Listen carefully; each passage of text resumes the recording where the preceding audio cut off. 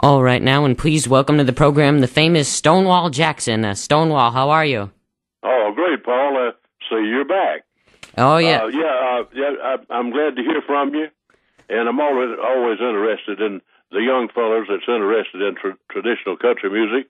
And for 52 years, I've been in it a long time. I praise the Lord for being able to do what I love so much and make a living at it, and still do.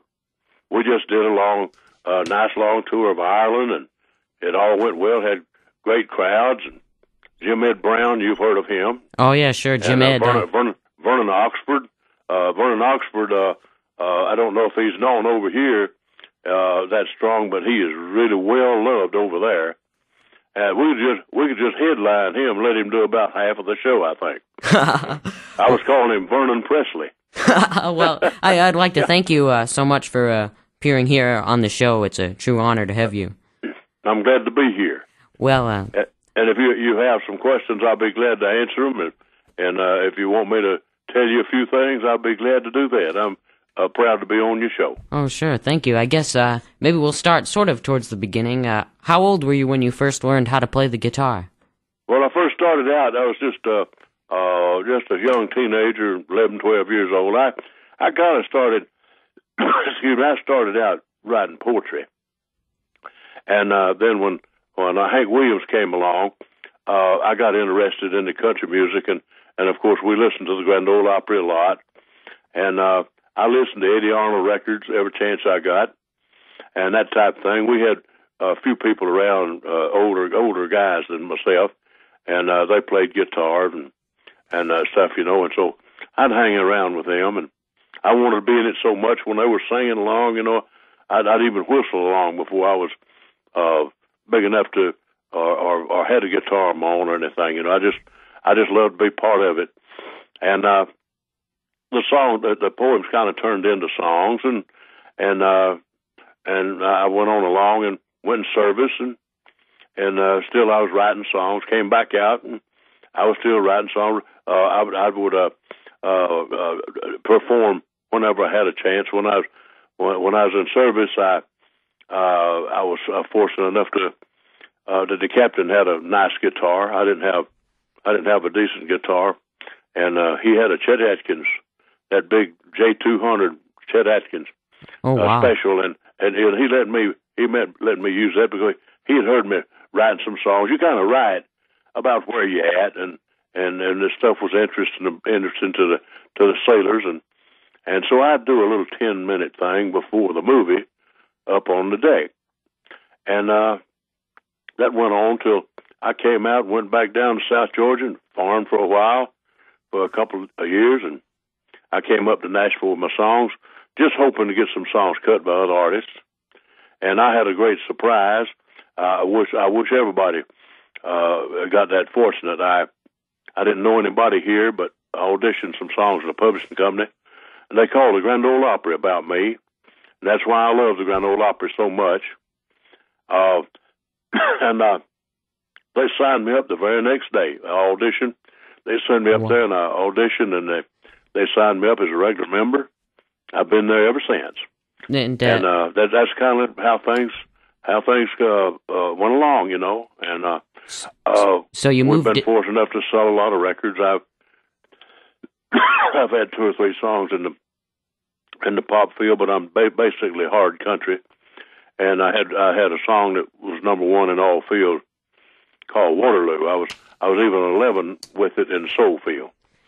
And Mary Don't You Weep, I had a song called Why I'm Walking. It was up in the pop charts too. And so I've been very, very fortunate over the years. And you mind if we step back to when you first came to Nashville, if that's all right? Well, when I first came to Nashville, I came in and went to Acuff Rose Publishing Company and auditioned those 3 songs. And Don't Be Angry, which became a huge hit for you in the 60s.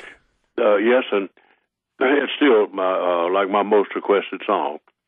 Yeah, I went over to Ireland, and they love it cold over there, and so that's why I'm having a little bit of a problem. I've got a little bit of a bad cold, but but everything's fine. So when you came to Acuff Rose Publishing, you met Wesley Rose, correct? And he was the one who really set everything into motion. Yeah, he was the biggest person, most important person in our business back then. And my first phone call was from Wesley Rose. I left the songs over there with his man, and he called me up and said, "I hear some on that tape. I can't quite put my finger on it, but I've got some friends down at the Grand Ole Opry. Maybe they could." He said, "I'll set up an audition thing for you at 9 o'clock tomorrow if you want to go down there." And he told me where to go, and he said they'll listen to you down. I'll have them listen to you down there and see what they think. And so I went down and auditioned for Judge George D. Hayes, the solemn old judge. The solemn old judge, and D. Kilpatrick was a manager then.